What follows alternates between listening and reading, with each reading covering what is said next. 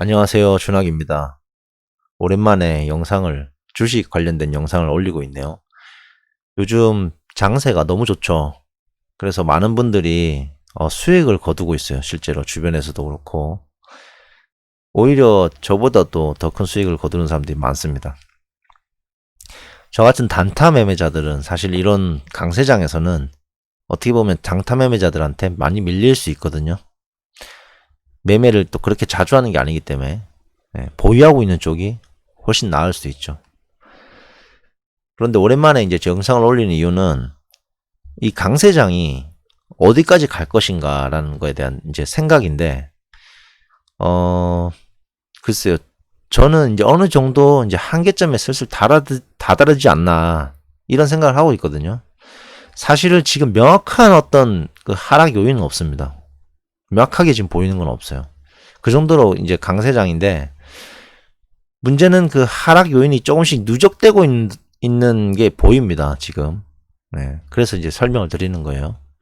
이제 구독자 여러분들은 좀 신중하게 이제는 할 필요가 있지 않나 이런 생각이 들어서, 물론 제가 틀릴 수도 있어요. 이거는 약간 미래에 대한 얘기이기 때문에 그럴 수도 있는데, 분명한 거는 조심해서 나쁠 건 없지 않습니까? 네. 만약에 큰 수익을 지금까지 거두고 있다 하더라도 그 수익을 어느 정도 지키는 것도 중요하기 때문에 그 말씀을 드린 건데요. 먼저 이 과거를 한번 보죠. 좀 이전 한 몇 개월 전부터 한번 살펴볼게요. 주식의 주가의 흐름에 대해서, 그리고 있었던 굵직굵직한 이슈들에 대해서도 확인해 보겠습니다. 제가 아마 방송을 이때 하다가 다른 일로 이제 못했던 것 같은데, 그때 마지막 방송할 때 요 선을 제가 끊어놨잖아요. 그죠? 이 선 끄은 거에 대해서는 제가 설명을 한번 드렸습니다. 굉장히 중요하다고. 이게 저항과 지지에 대한 개념이라고. 여기서 이제 주가가 이렇게 올라가다가 못 뚫잖아요. 이 선을 여기서부터 계속해서. 굉장히 중요한 부분이에요. 그러니까 이 2250이라는 이 포인트가, 지수가 2250이라는 소리는 과거에 항상 저항이 걸렸던 포인트거든요. 네. 그런데 이 저항을 여기서 강하게 뚫었기 때문에 제가 이거는 나중에 지지로 변한다라고 말씀을 드렸죠. 네. 그래서 이렇게 지지하고 세 번째까지 지지를 합니다. 그러니까 굉장히 강력한, 차트상으로 봤을 때는 굉장히 강력한 지지선이 되는 거예요. 그렇기 때문에 이 대상승이 이렇게 나오는 겁니다. 그래서 물론 차트만 가지고 하는 건 아니라고 제가 말씀드렸죠. 차트는 그다지 중요도가 떨어지긴 해요. 하지만 이날에 요때 그 상황으로 봤을 때, 전반적인 어떤 상황과 이 차트와 모든 걸 종합해 봤을 때는 상승이 나올 거라는 걸 이제 알 수 있는 거죠. 저도 요때 당연히 했습니다.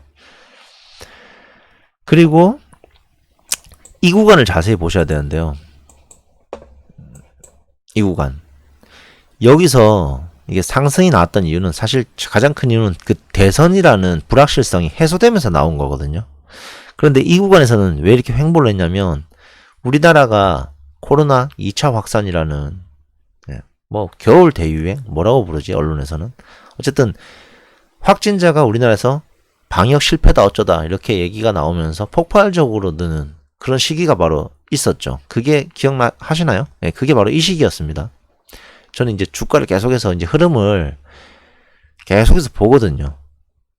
주가의 흐름과 어떤 정치 경제적 상황, 그 다음에 국제적 상황, 이런 거를 다 살피면서 주가의 흐름을 쫓아가요. 그게 원래 주식 투자하는 사람들, 저뿐 아니고 다들 그렇게 하시거든요. 기본 아니겠습니까? 그렇기 때문에 이 내용들에 대해서 히스토리를 다 알고 있어요. 그러니까 가장 굵직한 히스토리는 다 알고 있거든요. 이 구간이 바로 그 구간이에요. 하여튼 그 확진자가 1000명까지 늘어나는 구간이에요. 1000명 조금 넘었죠. 그래서 조금 이제 이 공포 분위기가 조성이 됐었는데, 이게 왜 영향을 안 미치냐면, 백신이란 게 이미 개발이 된 상태라서 사실은 이 주가에 큰 영향을 주지 않습니다. 이때. 네. 그래서 이때 많은 개미 투자가들이 인버스에 많이 걸었어요. 저도 어느 정도 조정이 나오지 않을까라고 생각을 했었습니다. 근데 지켜보니까 계속 횡보만 나오죠. 그래서 이 횡보하는 구간에서 이제 다시 알았습니다. 다시 상승한다는 걸 이제 눈치를 챘어요. 왜냐하면 거의 한 2주간 횡보를 하더라고요. 그리고 밑으로 빠졌다 올라가고 밑꼬리를 계속 이렇게 다는 거예요. 그 말인즉슨 이 확진자 1000명에 대한 이 리스크는 이 기간 내에서 주가에 다 반영이 되고 있다는 소리거든요. 그러니까 참여자들이, 투자가들이 이 리스크에 대해서 다 이미 반영을 한다는 거죠. 심리적으로. 그렇기 때문에 여기선 다시 상승이 나올 수 있는 겁니다. 그래서 다시 상승이 나왔는데 지금 이날 굉장히 크게 상승하면서 이제 떨어졌습니다. 외국인과 기관들이 이제 많이 팔았어요. 이날 11일 날. 그리고 금요일 날 1월 15일 금요일 날도 굉장히 많이 팔았습니다. 이날도 양매도가 나왔어요. 외국인하고 기관에. 그래서 이제 이런 현상을 봤을 때 지금 이 구간, 그러니까 대략 요 포인트 3150 이 이상부터는 단기간으로 봤을 때는 이제 고평가 구간이라고 볼 수 있어요. 단기간으로 봤을 때는. 그리고 지금 현재 상황을 보자면 요때와는 다르게 하방 요인이 서서히 늘어나고 있습니다. 지금 그걸 좀 아셔야 돼요. 하방 요인이 서서히 늘어나고 있어요. 그러니까 주가를 상승시키는 동력은 점점 약해져 가고 하방 요인으로 작용할 수 있는 요인들은 점점 늘어나고 있어요. 그래서 장기 투자가들은 좀 고민을 약간 해봐야 되지 않나 이런 생각을 하거든요. 저도 이제 단기 투자를 지금까지 했지만 하다 보니까 이제 장기 투자의 관점이 보이거든요. 예전에도 한번 설명을 드렸었지만 그래서 장기 투자도 이제 시도를 해보려고 사실 하고 있어요. 올해부터는 또 투자금도 많이 커졌고 해서 한계가 있기 때문에 단기로는 장기도 좀 이제 보려고 많이 노력을 하고 있습니다. 어쨌든 장기 투자가라면 어쨌든 지금 이 상황에서는 이런 포인트 상황에서는 어느 정도 고민을 해봐야 되지 않을까라는 생각을 이제 저는 듭니다. 저가 먼저 이제 하방 요인을 그럼 한번 알아볼게요. 이때는 하방 요인이 그다지 드러나지 않았습니다. 주식은 심리라고 그랬지 않습니까? 근데 지금 상황에서는 하방 요인이 서서히 드러나고 있는데 대표적으로 뭐가 있냐면 바로 공매도 재개가 있죠. 공매도 재개. 한번 관련 기사를 한번 볼까요? 공매도 재개. 자, 이게 관련 기사입니다. 공매도 재개. 공매도 운명이 뭐 2월에 결판 난다 이렇게 막 적혀 있죠. 기사에. 보시면은 금융위원회랑 우리나라 여당인 더불어민주당에서 그 의결하는 방식으로 그 사전에 조율을 좀 하겠죠. 어쨌든 그렇게 하고 결과를 발표한다 그러는데 입장을 보면 여당 같은 경우에는 뭐 표로 의식해서 그런지 몰라도 연장을 주장을 하고 있어요. 근데 제가 생각해도 사실 연장은 오히려 거품을 키울 수가 있습니다. 공매도란 제도가 그렇게 나쁜 건 아니라고 생각하거든요, 저는. 근데 우리나라에 왜 공매도가 나쁘다? 우리나라는 나쁘다고 생각해요, 우리나라만큼은. 근데 왜 그러냐면 그게 기울어진 운동장이라 그러죠. 일반인들은 공매도 하기가 힘들어요. 공매도는 지금 현재 외국인하고 기관들이 하고 있어요. 근데 제가 볼 때는 이 공매도를 일반인들한테도 열어주면 돼요. 그러면은 공정한 게임이 되잖아요, 그죠? 근데 지금 현재는 대주거래라고 해서 공매도가 있긴 한데 그 상환하는 기간이나 이런 것도 달리고 조건이 그 다음에 공매도를 칠 수 있는 종목 수에도 한정이 있어요. 그래서 좀 완전 불리한 게임이에요. 일반인들이 완전 불리하죠. 거의 참여를 못 하고 있어요, 사실. 그렇기 때문에 이게 문제가 되는 거거든요, 공매도가. 저도 문제라고 생각해요. 그런데 공매도를 안 한다, 자체를 안 한다는 건 더 큰 문제가 될 수 있습니다. 왜냐면 공매도의 어떤 순기능 중에는 뭐가 있냐면 그 과열된, 그러니까 지금 현재 가치보다 훨씬 더 고평가된 기업을 제거해내는, 시장에서 퇴출시키는 그런 순기능이 있거든요. 지금 공매도가 없기 때문에 사실 이렇게 많이 올라간 거라고 또 볼 수도 있어요. 이 영향에는 공매도 금지가 당연히 포함이 되어 있습니다. 주가가 이렇게 많이 오른 데는. 자, 그래서 이 공매도가 만약에 재개가 된다. 네. 아까 지금 제가 이제 보여드렸잖아요. 그죠? 이 운명이 2월에 결판이 난다. 만약 재개가 된다 그러면 주가가 조정받을 수 있는 그 가능성이 있습니다. 조심하셔야 되는 거죠. 네. 그 다음에 두 번째 리스크는 뭐냐면 현재 지금 좀비 기업들이 많아지고 있어요. 점점 더. 작년에 코로나로 인해서 기업이 부실화되는 것들이 심해져가지고 정부에서 금융 지원에 많이 들어갔잖아요. 그거 알고 계시죠? 그래서 지금 현재 한계 기업들이 많이 늘어났는데 그거를 대출로 다 연명을 하고 있어요.